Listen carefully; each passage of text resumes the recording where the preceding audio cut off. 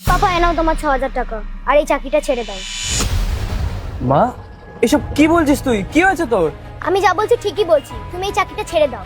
এই টাকায় না তুমি আমার টিউশন ফিস দিতে পারো, না সংসার চালাতে পারো। এর থেকে ভালো তুমি এই কাজটা ছেড়ে দাও। দেখো মা, এটা অফিস, এখানে এসব কথা বলতে নেই। তুমি এক কাজ করো, তুমি বাড়ি যাও, এই বাড়ি গিয়ে তোমার সঙ্গে বসে কথা বলবো। যাও। না, আমি বাড়ি যাবো না। আমি যেটা বলছি সেটা ঠিকই বলছি। রবিন, তুমি সিকিউরিটি গার্ডকে বলো ওনার মেয়েকে নিয়ে যান আমার কেবিনে দেখা করো। ঠিক আছে স্যার। দেখো, এবার কিন্তু তুমি বাড়াবাড়ি করছো, আমার মাথা গরম হয়ে যাচ্ছে। মার খাবে কিন্তু তুমি এবার। তোমাকে তোমার মেয়েকে স্যার কেবিনে ডাকলো, কিছু কথা আছে। না, হলো তো। এই দেখো, ওখানে ক্যামেরা লাগানো আছে, ভেতরে ওরা সবকিছু দেখতে পারে আমরা বাইরে কি কি করছি। চলো এবার বিনা কারণে বকা খেতে হবে। আসো। স্যার, আমি সমস্ত এমপ্লয়ীদের জানিয়ে দিয়েছি, তারা রাইট টাইমে মিটিংয়ে চলে আসবে। আসছি স্যার। এক মিনিট রীতা, আরো একটা কাজ আছে, ওয়েট করো একটু। স্যার, আপনি আমাকে ডেকেছিলেন? হ্যাঁ রীতা, এ হচ্ছে আমাদের অফিসের সিকিউরিটি গার্ড, এইটা ওর মেয়ে। আমি একটু আগে দেখছিলাম যে ওনার মেয়ে অফিসের বাইরে বাবার উপরে চিল্লাচ্ছে যে বাবাই 6,000 টাকাটা রাখো আর এই চাকরিটা ছেড়ে চলো বাড়িতে যাই। চলো, এই জিনিসটা আমার তো একটু অন্যরকম লাগলো যে আমার অফিসের বাইরে সিকিউরিটি গার্ডের মেয়ে তার উপর চিল্লাচ্ছে।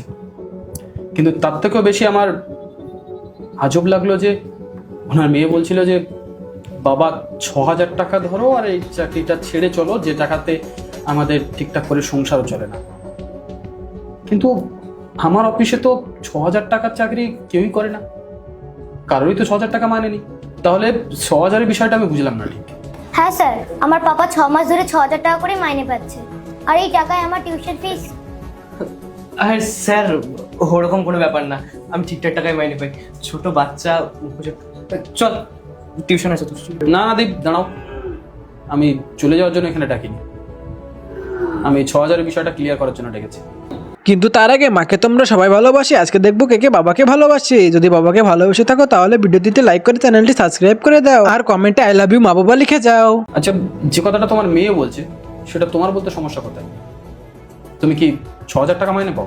আরে স্যার, আমি তো আপনাকে বললাম ওরকম কোনো ব্যাপার না, আমি ঠিকঠাক টাকায় মাইনে পাই। ছোট বাচ্চা কি বলতে কি বলে ফেলেছে।